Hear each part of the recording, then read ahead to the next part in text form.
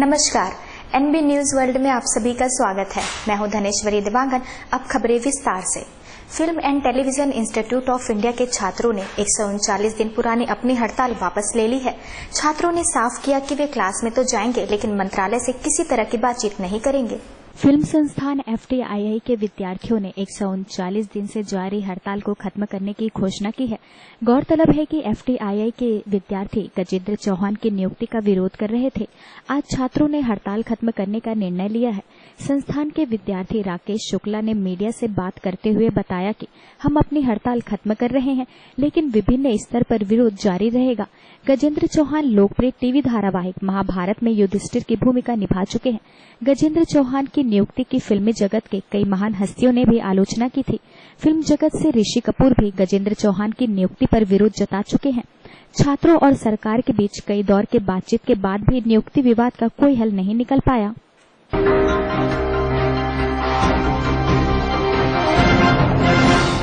Facebook के संस्थापक mark Zuckerberg ने बुधवार को दिल्ली के टाउन हॉल में IIT के छात्रों को संबोधित किया। इस मौके पर उन्होंने कहा कि जब आपका मिशन लाखों करोड़ों लोगों से कनेक्ट करने का होता है, तो आप भारत के बिना यह मिशन पूरा नहीं कर सकते। फेसबुक के संस्थापक मार्क जुकरबर्ग ने दिल्ली के टाउन हॉल में IIT के छात्रों को संबोधित करते हुए कहा कि हम फेसबुक में लोगों से जुड़ने के हमारे मिशन के बारे में बात करते हैं। फेसबुक के जरिए 30 लाख से ज्यादा लोगों ने खुद को सुरक्षित मार्क किया। भारत में ढेर सारे फेसबुक और व्हाट्सएप यूजर्स हैं जो कि हमारे समुदाय का भी हिस्सा हैं, तो वह उन लोगों का हिस्सा है जिनसे हम जुड़ना चाहते हैं। उन्होंने कहा कि दूसरी बात यह है कि भारत में कई लोग ऐसे हैं जिनके पास इंटरनेट नहीं है। इंटरनेट से शिक्षा, स्वास्थ्य, सूचना, नई नौकरियां की जानकारी मिलती है। रिसर्च बताता है कि जब 10 लोगों तक इंटरनेट पहुंचता है तो उससे एक नौकरी का सृजन होता है और एक व्यक्ति गरीबी से उबरता है। इसलिए भारत के पास इसके लिए जबरदस्त क्षमता है। भारत में लोगों से जुड़ना उन बेहद अहम चीजों में से एक है जो कि हम दुनिया में करना चाहते हैं।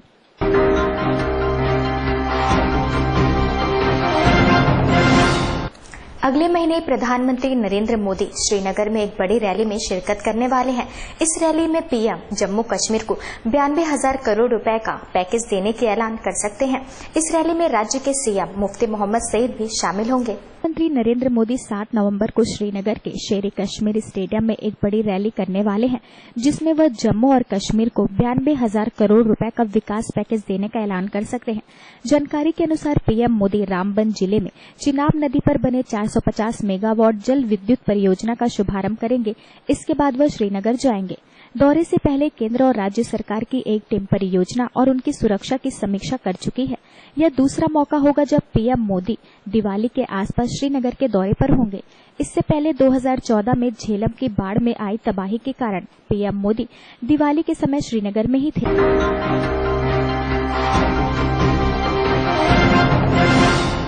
विश्व बैंक की ease of doing business report में भारत की रैंकिंग में जबरदस्त उछाल आया है। 12 अंक की उछाल के साथ भारत इस साल 130वें पायदान पर है। वहीं पिछले साल भारत की रैंकिंग 142 थी। वर्ल्ड बैंक की ईज ऑफ डूइंग बिजनेस यानी कि आसानी से कारोबार करने लायक माहौल वाले देश की लिस्ट जारी की गई है। खास बात यह है कि इस लिस्ट में भारत ने 12वें स्थान पर जंप लगाया है। इससे पहले भारत 142वें नंबर पर था, लेकिन ताजा रैंकिंग में भारत 130वें स्थान पर आ गया है। वर्ल्ड बैंक के टॉप इकोनॉमिस्ट और सीनियर VP कौशिक बसु ने कुछ सुझाव देते हुए कहा कि यदि भारत इन्हें लागू करता है तो वह जल्द ही बिजनेस लिस्ट में टॉप 100 देशों की सूची में शामिल हो सकता है। उन्होंने कहा कि भारत को GST को जल्द ही लागू करना चाहिए। इसके साथ ही ब्यूरोक्रेटिक में कटौती और इकोनॉमिक रिफॉर्म को जारी रखता है तो यह उसके लिए फायदेमंद होगा।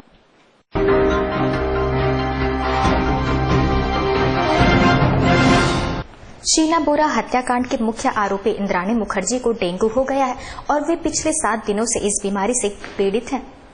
बायकुला महिला जेल के अधिकारियों ने मुंबई महानगरीय मजिस्ट्रेट अदालत को सूचित किया है कि सनसनीखेज शीना बोरा हत्या मामले में मुख्य आरोपी इंद्राणी मुखर्जी संदिग्ध डेंगू से जूझ रही है। एक जेल अधिकारी ने कहा कि हमने अदालत को बताया है कि मुखर्जी संदिग्ध डेंगू का सामना कर रही है और उसका प्लेटलेट स्तर गिरकर 65,000 पर चला गया। उन्होंने बाद में बताया कि जेल में JJ अस्पताल के डॉक्टर उनके इलाज में लगे हैं और अगर उन्हें भर्ती करने की जरूरत पड़ेगी तो अस्पताल ले जाया जाएगा। मजिस्ट्रेट RV अदोने को जेल अधिकारी की रिपोर्ट सौंपी गई।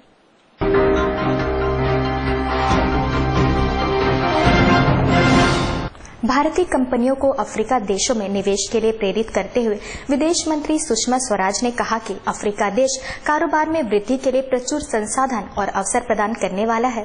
विदेश मंत्री सुषमा स्वराज ने मंगलवार को कहा कि भारत और अफ्रीका देशों के बीच सहयोग का एक महत्वपूर्ण क्षेत्र लोगों का उत्कृष्ट और सस्ती स्वास्थ्य सेवाओं और दवाइयों को पहुंचाना है।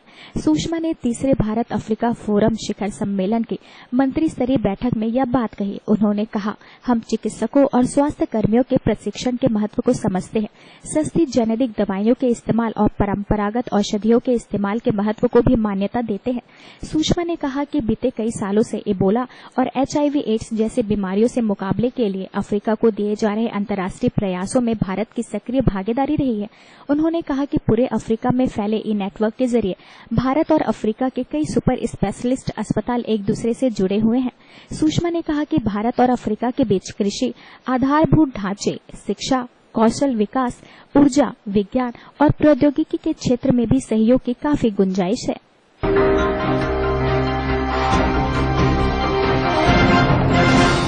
सुप्रीम कोर्ट ने इस्लामिक पर्सनल लॉ की समीक्षा करने का फैसला किया है।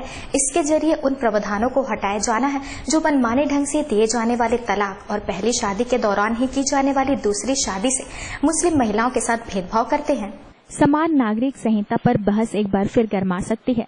सत्तारूढ़ भाजपा समान नागरिक संहिता के पक्ष में है, जबकि अन्य दल इसका विरोध कर रहे हैं। सुप्रीम कोर्ट ने मुस्लिम पर्सनल लॉ का परीक्षण करने का फैसला लिया है। सुप्रीम कोर्ट इस बारे में सुनवाई करेगा कि आखिर कैसे यह कानून मुस्लिम महिलाओं के प्रति पूर्वाग्रह से ग्रसित है और बहुविवाह एवं 3 तलाक जैसे प्रथाओं से महिलाओं का शोषण हो रहा है। सुप्रीम कोर्ट ने सरकार से यह उपाय सुझाने को कहा है ताकि मुस्लिम महिलाओं के साथ भी उसी तरह का व्यवहार हो जिस तरह से देश में अन्य धर्मों की महिलाओं के साथ होता है। जस्टिस AR दवे और जस्टिस AK गोयल की पीठ ने एक याचिका की सुनवाई करते हुए कहा कि पहली शादी बरकरार रखते हुए पति के दूसरी शादी करने के फैसले का विरोध करना या अपने हक की आवाज उठाने के लिए मुस्लिम पर्सनल लॉ में बहुत कुछ नहीं है। संविधान में समानता का अधिकार दिए जाने के बाद भी मुस्लिम महिला के सम्मान और सुरक्षा का खतरा पैदा होता है। पीठ ने सुप्रीम कोर्ट के मुख्य न्यायाधीश से मुस्लिम पर्सनल लॉ में लैंगिक समानता को लेकर सुनवाई के लिए एक उपयुक्त बेंच गठित करने का अनुरोध किया है।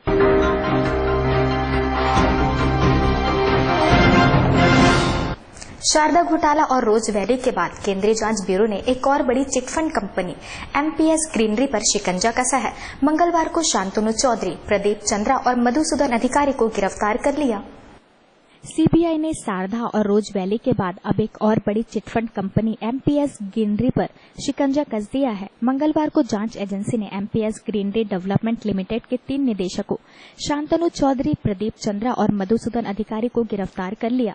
कंपनी पर निवेशकों से अवैध तरीके से 3000 करोड़ रुपए जुटाने का आरोप है।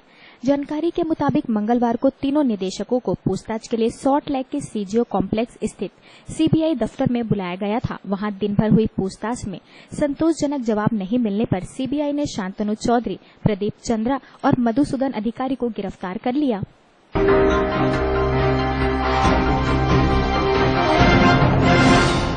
मशहूर अभिनेता अनुपम खेर भारतीय क्रिकेट टीम के कप्तान महेंद्र सिंह धोनी के जीवन पर बन रही फिल्म में उनके पिता का किरदार निभाएंगे। बॉलीवुड जगत के महान कलाकार अनुपम खेर धोनी की बायोपिक पर बन रही फिल्म में काम कर रहे हैं। इस फिल्म की शूटिंग शुरू हो चुकी है। इस फिल्म का नाम MS Dhoni the untold story है। धोनी की biopic film MS Dhoni the untold story का निर्देशन नीरज पांडे कर रहे हैं। अनुपम खेर ने फिल्म में धोनी के पिता पानसी का किरदार निभाया है। अनुपम खेर ने फिल्म की शूटिंग के बारे में ट्विटर पर बताया। अनुपम खेर ने बताया कि वह अपने पसंद के निर्देशक नीरज पांडे के साथ फिल्म करके बहुत खुश हैं।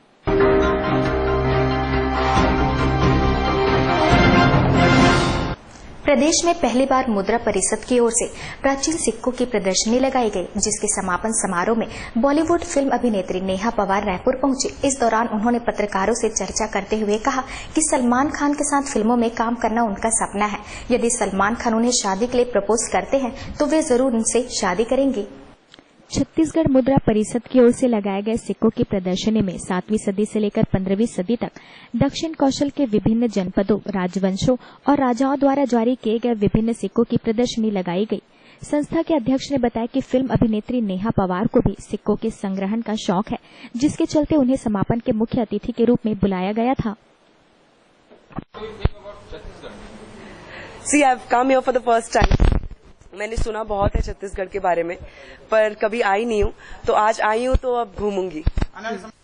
समय में मेरी अभी 2 फिल्में आने वाली हैं, जिनका मैं शूट स्टार्ट करने जा रही हूँ। एक साउथ मूवी है और एक बॉलीवुड फिल्म है, और बाकी मैं नाम अभी रिवील नहीं कर सकती।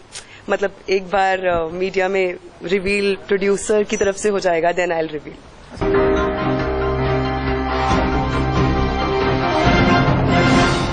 इंदिरा गांधी विश्वविद्यालय के छात्रों ने अधीक्षक भौतिकी संयंत्र पर भ्रष्टाचार का आरोप लगाते हुए विश्वविद्यालय में प्रदर्शन किया। विश्वविद्यालय के अध्यक्ष गजेंद्र तोमर के नेतृत्व में भारी संख्या में छात्र कुलपति कार्यालय के बाहर जमकर नारेबाजी करते हुए आरोपियों के खिलाफ जल्द कार्यवाही की मांग की। इंदिरा गांधी विश्वविद्यालय और एबीवीपी के द्वारा विश्वविद्यालय में भ्रष्टाचार के मामले को लेकर प्रदर्शन किया गया। उन्होंने आरोप लगाया है कि भौतिक संरक्षण संयंत्र द्वारा कैंटीन के निर्माण में घोटालेबाजी की गई। साथ ही बिना टेंडर निकाले ही अपने पहचान के कंस्ट्रक्टर को टेंडर दे दिया गया, जिसके माध्यम से लाखों की हेराफेरी की गई। इन तमाम मामलों की जानकारी छात्र संघ द्वारा कुलपति को पहले ही दे दी गई थी, लेकिन कोई खास असर नहीं होने के कारण छात्रों में नाराजगी है। इस मामले के संबंध में जब कुलसचिव से बात की गई तो उन्होंने कहा कि मामले की जांच की जा रही है, आरोप सिद्ध होने पर कार्यवाही की जाएगी। मुद्दा हमारा बहुत क्लियर है, और जो 60 सालों से भ्रष्टाचार चल रहा था उसका भंडा फूट गया है। अब हमारा छात्रों का जो दर्द रोड पे आ रहा है निकल के, वो है एसपीपी खिलाफ, अधीक्षक भौतिक संयंत्र के खिलाफ ये मोर्चा है। इसका हमारे पास प्रूफ के साथ, एविडेंस के साथ हम धरना प्रदर्शन कर रहे हैं। और भीसर से हम मिले थे, उन्होंने एक हफ्ते ये बोले मुझे कि आप इसमें ना कूदें, आपका मुद्दा नहीं है। ये मुद्दा है, हमारा कैसे नहीं है? पूरा कंस्ट्रक्शन का काम हो, सप्लाई का काम हो, पूरा पैसा उसके हाथ में जाता है। अभी वाईफाई का ऑफिस जल गया तो एसपीपी रिपेयर करेगा उसको, तो वो नहीं कर पा रहा है, 15-20 दिन से बंद पड़ा हुआ है। तो एसपीपी के खिलाफ इतनी शिकायतें हैं, 100 पन्ने की फाइल, उसकी जन्म कुंडली हमने निकाली तो हमने पाया कि एसपीपी इसका दोषी है सबसे ज्यादा, तो उसको तत्काल सस्पेंड, एफआईआर, जेल। क्योंकि जेल क्यों कि दूसरा जो एसपीपी आएगा वो भी यही करता है। किस संबंध में ये अभी जो बाहर प्रदर्शन चल रहा है उसके मामले नहीं, भ्रष्टाचार का आरोप जो लगा रहे हैं उसके ऊपर जो भी शिकायत है उसके ऊपर प्रशासन, विश्वविद्यालय प्रशासन कार्रवाई कर रहा है। नियमानुसार जो कार्रवाई करना है तो उसमें कार्रवाई चल रही है। चूंकि अभी वाइस चांसलर बाहर हैं, लेकिन कार्रवाई तो चल रही है उसमें। इनके ज्ञापन दिए थे बता रहे हैं, उससे अभी डीन से भी मैंने चर्चा किया तो कुछ कागज उनको दिया गया था कि सांकेतिक हड़ताल आज करेंगे। तो विश्वविद्यालय को, प्रशासन को मेरे जानकारी में अभी आया हुआ है। डीन साहब से इसलिए मैं चर्चा किया, बुलाया तो उन्होंने कहा कि कागज दिए हैं, तो क्या समस्या है करके मैंने उनसे चर्चा भी किया। अभी जो ज्ञापन दिए हैं उसमें प्रशासनिक स्तर पे जो भी नियमानुसार कार्रवाई करना है किया जा रहा है।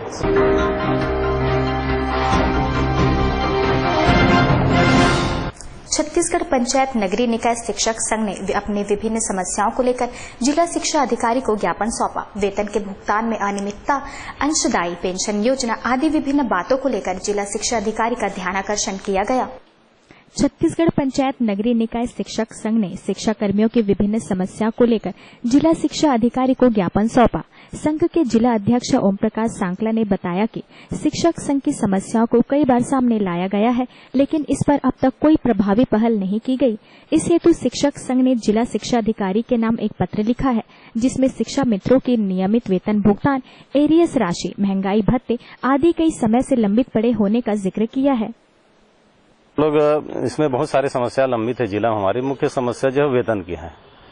आज लगभग हम लोग को 17-18 वर्ष हो गए कार्य करते शिक्षाकर्मी में, लेकिन ऐसा कोई मंथ नहीं हुआ कि हमको कंटिन्यू वेतन या 5 तारीख को वेतन मिलाकर। इस बारे में लगातार हम लोगों ने जिला पंचायत सीओ है, जनपद सीओ है, बीओ, डीओ को लगातार 18 वर्षों से लगातार हम लोग बात करते आ रहे हैं, ज्ञापन देते आ रहे हैं, लेकिन आज तक इस समस्या का हल हुआ नहीं है। आज पुनः हम लोग डीओ से इस बात को रखे हैं कि हमारा जो वेतन है वो प्रत्येक महीने के 5 तारीख को मिलना चाहिए। इसमें होता यह है कि शासन द्वारा जो एलाट जारी कर रहे हैं, एलाट डीओ द्वारा, जिला पंचायत सीओ द्वारा बीओ कार्यालय को जारी होता है, लेकिन बीओ कार्यालय वाले भी जबरदस्ती वेतन को कहीं न कहीं 15-20 दिन रोक के रखते हैं। इससे सीधा सीधा नुकसान हम ही लोग को होता है।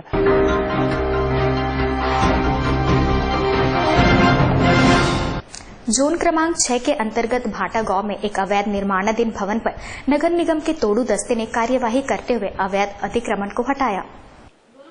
अवैध निर्माण के खिलाफ नगर निगम ने कार्यवाही करते हुए जोन क्रमांक 6 के अंतर्गत भाटा गांव में लगभग 6000 स्क्वायर फीट में बन रहे भवन पर निगम ने तोड़ू दस्ते द्वारा बुधवार को दोपहर में बुलडोजर चलवाया गया। इस मामले में निगम का कहना है कि भवन के मालिक द्वारा बिना अनुमति के निर्माण कार्य किया जा रहा था।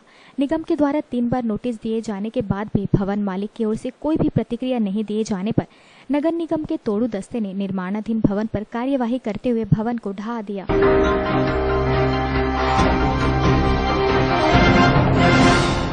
भाजपा प्रवक्ता सच्चिदानंद उपासने ने नेता प्रतिपक्ष टीएस सिंहदेव पर आरोप लगाए हैं कि सिंहदेव के रसूख का इस्तेमाल करके उनके रिश्तेदार अवैध तरीके से सोनी टीवी का प्रसारण कर रहे हैं।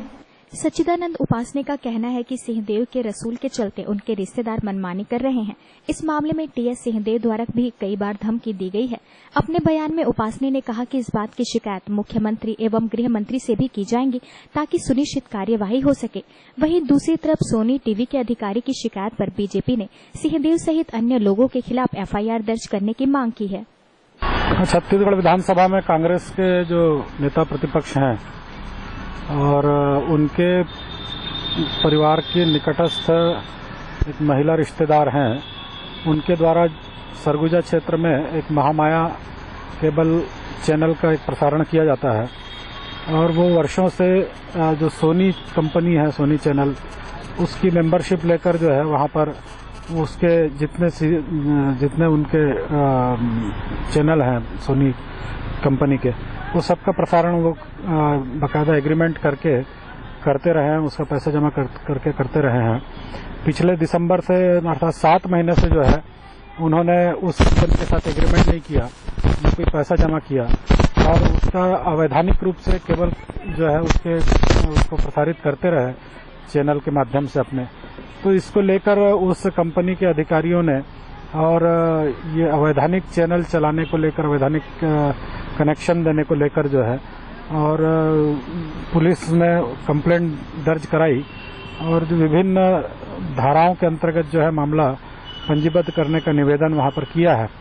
इस आधार पर जब इनको पता चला नेता प्रतिपक्ष टीएस सिंहदेव को, तो वो सोनी टीवी चैनल के जितने अधिकारी वहां पर गए थे उनको डरा धमका करके किसके खिलाफ आप रिपोर्ट कर रहे हैं, यहाँ से चले जाओ नहीं तो टांग तोड़ देंगे, मारेंगे, इस प्रकार की बातें वहां पर की गई और दबाव में पुलिस अधिकारियों को रिपोर्ट दर्ज करने से रोका जा रहा है।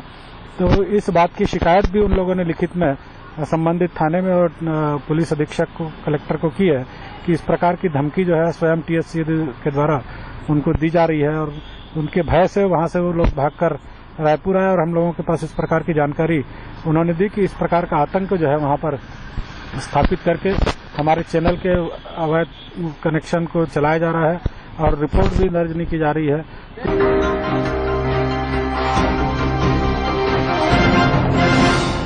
ताज़ा तरीन खबरों के लिए बने रहिए हमारे साथ एनबी न्यूज वर्ल्ड में।